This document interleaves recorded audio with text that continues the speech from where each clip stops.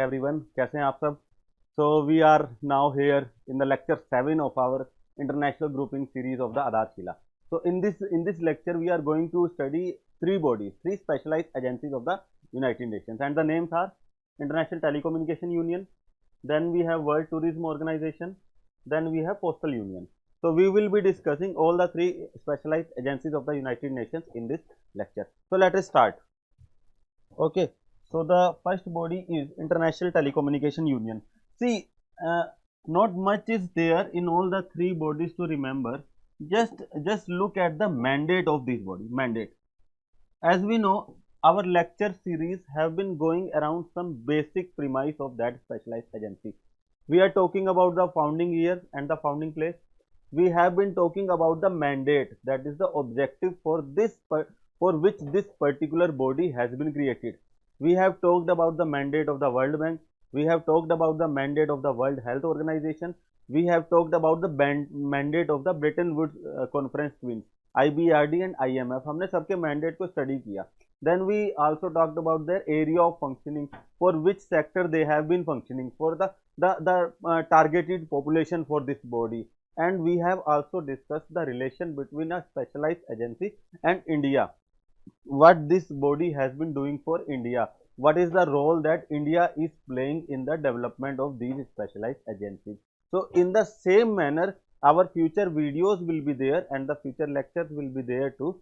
And in this series, so we have here with International Telecommunication Union. तो इसी के हिसाब से हम सबसे पहले क्या डिस्कस कर रहे हैं, उसका मैंडेट. और मैंडेट क्या है? ITU talks about the spectrum distribution. Spectrum distribution. As we know कि इंडिया में होता है ना, एयरटेल जियो को स्पेक्ट्रम अलॉट करती है Indian government. Similarly global scale पे the body which gives the particular frequencies for communication, that is International Telecommunication Union. So basically global level पे जो स्पेक्ट्रम एलोकेशन है that will be done by the ITU. और इसका दूसरा काम क्या है? ऑर्बिट्स. जो भी सैटेलाइट्स होंगे ना, उनका जो ऑर्बिट्स का एलोकेशन होगा that is being given by the ITU. It's not like suppose at a distance of 36,000 kilometer from Earth, that is equatorial, कौन सा है ये? Equatorial orbit.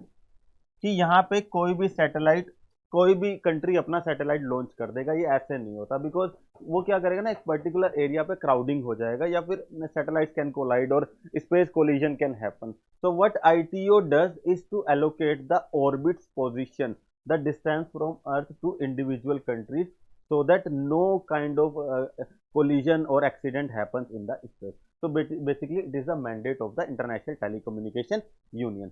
So if we talk about it, like ITU is responsible for the allocation of radio spectrum. Already talked.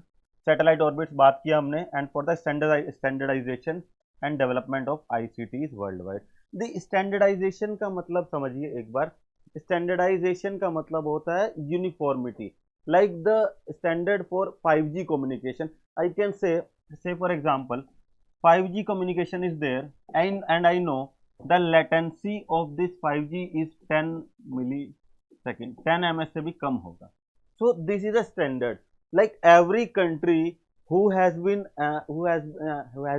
working 5G in their country, so their latency is less than 10 millisecond. तो इसका मतलब क्या है ना कि there is a uniformity in the communication parameter, और every country is data is standardized. उनका ना कोई standard fixed है जिसके हिसाब से we are comparing with each other. All right. एक और example, see, suppose there is country A and there is country B.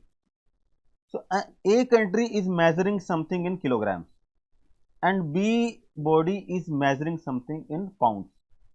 So I can say these two countries in a relation are not standardized. Intra-country they can be standardized, like in India, kilogram is used in Delhi, kilogram is used in Tamil Nadu, kilogram is used in Manipur, kilogram is used in Gujarat. So I can say within the India there is standardization. Every state is using the same unit for the measurement of mass. But if we compare two countries, like A country has been using kilogram and B country has been using pound. So I can say these two countries are not standardized because they are using the different dimensions, they are using the different units. तो ये काम क्या करेगा, ITU standardise करेगा कि 5G का bandwidth कितना होना चाहिए ग्लोबल लेवल पे, 5G का जो लेटेंसी है वो कितना होना चाहिए, डेटा ट्रांसमिशन स्पीड्स कितनी होनी चाहिए, कि एक कंट्री तो प्रोवाइड कर रही है 1000 Mbps का स्पीड और दूसरा कंट्री प्रोवाइड कर रहा है less than 10 Mbps, and they both are working on the 5G model. तो ये स्टैंडर्डाइजेशन नहीं है, because data limits are different for different countries. Standardization कब होगा, जब यूनिफॉर्मिटी होगी, 5G का जो बैंडविड्थ है वो ऑलमोस्ट सेम होगा एवरी कंट्री में। That is the mandate of the ITU। The ITU covers the whole ICT sector, ठीक है, from digital broadcasting of the internet and from mobile technologies to 3D TV, ठीक है, everything, mobile, laptop, satellite communication, so everything that is under the realm of ICT is being regulated by the International Telecommunication Union. Okay, so the next point is, apart from member countries, ITU currently has a membership of more than 700 private sector entities. So private sector entities like Jio, Airtel will also be the member of International Telecommunication Union. Ericsson, Apple, every जो mobile phone makers भी हैं वो भी क्या होगा, ITU के membership होगी। सो UPSC can make a question कि इनमें से कौन सी बॉडीज है जिसमें प्राइवेट मेंबरशिप अलाउड है। So the answer for that would be ITU, international telecommunication union. Okay, so let's move on to the next point. Now we have India and ITU की। भाई हमने अपनी सीरीज के हिसाब से इंडिया का role जरूरी है पढ़ना कि इंडिया ITU के लिए क्या कर रहा है। See, India has been a regular member of the ITU council, 1952 में बना, तब से रेगुलर मेंबर है, ठीक है, not important. It has set up ITU South Asian area office है technology innovation centre New Delhi में। UPSC के नाम टेक्नोलॉजी इनोवेशन सेंटर एक UN बॉडी का है इंडिया में, वो UN बॉडी का नाम क्या है? It can frame a question कि technology innovation centre is located in New Delhi, which specialised agency of the United Nations is regulating this office, ठीक है। तो आंसर क्या होगा, international telecommunication union. And the next point is the ITU area office is fully funded by India. पूरा fund कौन कर रहा है, India. India is 1, ITU is 0, every contribution is made by the Indian government. Okay, तो the ये सर्व किसको करेगा, India को करेगा, नेपाल को करेगा, भूटान, बांग्लादेश, श्रीलंका, मालदीव्स, अफगानिस्तान, ईरान। उससे होगा क्या, कनेक्टिविटी इंप्रूव होगा। कनेक्टिविटी इंप्रूव होगा तो ट्रेड के प्रोस्पेक्ट क्या होंगे, ज़्यादा होंगे। और India being a responsible country in the South Asian region will act like कि it is providing services to the different countries of the world, समझ आए, of the Asian subcontinent. Is it clear? So let us move on to the next point. Now we have UN world tourism organisation, ठीक है, next specialised agencies world tourism organisation. See, नाम में ही अपने को पता लग रहा है कि ये ऑर्गेनाइजेशन का मैंडेट क्या होगा, obviously to regulate the tourism. Like tourism is a very very great industry, और I should say money generating industry. Every year tourists flock to like areas like Maldives is there, Indonesia, Bali is there, so they have been going there and local economy is being boosted. We have local economy का development होगा, local economy का development होगा तो revenue generation होगा, employment मिलेगा। काफ़ी जो services है ना सिर्फ टूरिज्म सेक्टर के साथ ही अलाइंड है। Like if we say take an example of Goa, Goa में आपको क्या मिलेगा, jetties are working, they have adventure spots on the sea side. तो ये सब क्या है ना, ये टूरिज्म इकोनॉमी है, they are getting their revenue from the tourist sector only. And suppose अगर ऐसा कोई टूरिज्म ना हो तो बहुत प्रॉब्लम होगा कि आपको फिर डिफरेंट इंडस्ट्री का डेवलपमेंट करना पड़ेगा। जो लोकल स्पेशलाइजेशन है, लाइक GI टैग है, फैनी के लिए फेमस है गोवा, तो these kind of industries will surely get diluted, ठीक है। तो that is the importance of tourism as an service industry. Okay, so UNWTO is responsible for the promotion of responsible, sustainable and universally accepted tourism. UNWTO के ना 6 regional commission है, कहाँ पे, not much important, no need to remember कि कितने office हैं। Africa is there, Americas is there, north and south, then we have East Asia and the Pacific, Europe, Middle East and South Asia. These are the 6 regional commission of the United Nations World tourism Organization. Next we have the objective of the UNWTO। Objective क्या होगा, sustainable tourism को develop करना। ये तो we can guess ना, sustainable tourism को develop करना। और टूरिज्म का डेवलपमेंट मतलब it encourages the implementation of the global code of ethics for tourism to the maximize tourism socio economic contribution. देखो ग्लोबल कोड ऑफ एथिक्स का मतलब क्या होगा, whatever the problems are being faced by the tourist in a particular country, that needs to be dealt with.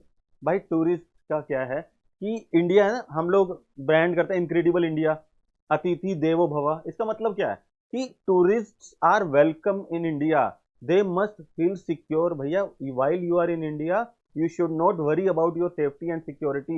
Indian government, Indian people, Indian legal system has been working for your welfare and development. आप आओ India में enjoy this. उनके मन में ना कभी fear का नहीं आना चाहिए कि यार like we are not in a safe country, ठीक है। Everything should be provided to them, कि उनका experience we can make better. So these are nothing but the ethics by which a country must run, so that the life of the tourist like can be made comfortable, उनको कोई problem का face ना करना पड़े। Then we have it promotes tourism as a driver of economic growth, inclusive development and environmental sustainability, ठीक है।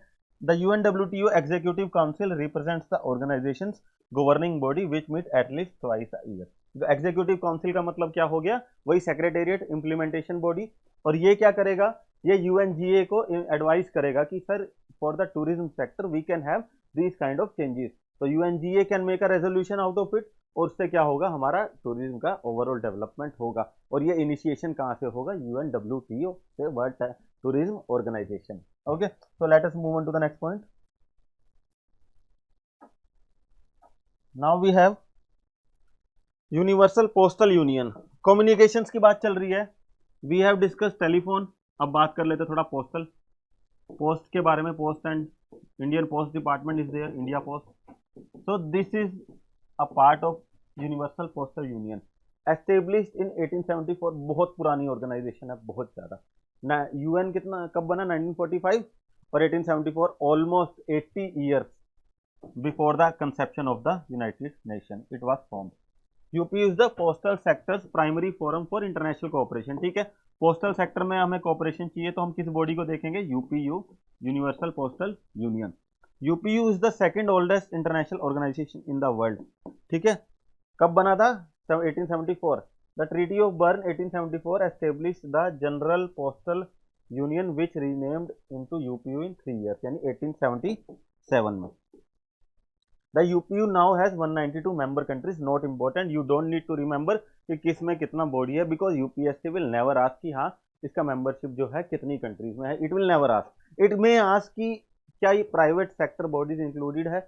ये ILO में भी discuss, like ILO has tripartite conference, उसमें employees were there, employers were there and the government was there. So UPSC may ask these kind of questions, but it will never ask the number of members कि 192 है, 195 है, it will never ask. Okay, so let us move on to the next point. Now we have bodies of the UPU.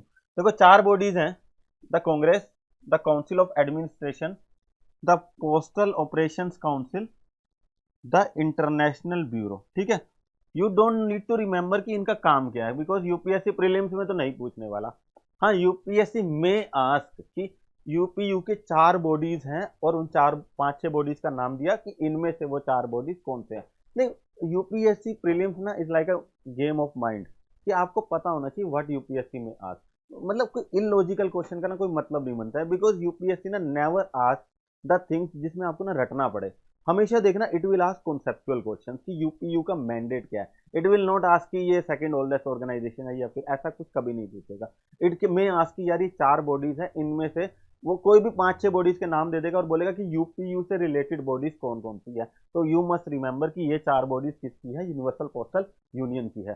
तो क्या क्या नाम है body का, the Congress, supreme authority of the UPU and meets every 4 years. It's like UNGA हर साल मिलता है ना, वैसे ही कांग्रेस कितनी बार मिलेगी, एवरेज हर 4 साल में एक बार, ठीक है। Then we have Council of Administration, is like the secretariat of the United nation.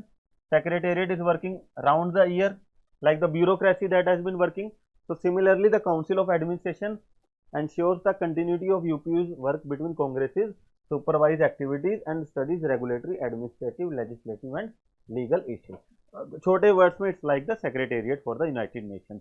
Bureaucracy है ना, साल भर काम करेगी, फाइनली जब मिनिस्टर्स मीट करेंगे कांग्रेस में 4 साल बाद, that it will do. Okay, so the next point is postal operations council. The technical and operational mind of the UPU consists of 48 member countries elected during congress, ठीक है। 192 countries में से 48 हमने select कर लिया, आई थिंक 1/4 बनेगा, एक बार check कर लेना। So these countries will represent the postal operation council, और इसका क्या काम क्या है, टेक्निकल एस्पेक्ट्स को देखना, टेक्निकल एस्पेक्ट्स को देखना, ठीक है। And the fourth body is international bureau, provides logistical और technical support to UPU bodies, ठीक है। यूपीयू की जो अदर बॉडीज है उनको क्या करेगा, टेक्निकल सपोर्ट प्रोवाइड करेगा। So these were the UPU's 4 bodies, and let us see what we have ahead. I think it is the last slide. Okay, so this is the last slide of today's lecture. In this we have discussed what was there, UPU was there, telecommunication union was there, and the third body was, we have UPU is there, postal union ho gaya, WTO was there. So we have discussed these 3 bodies, and I think almost 10 specialized agencies have been dealt with.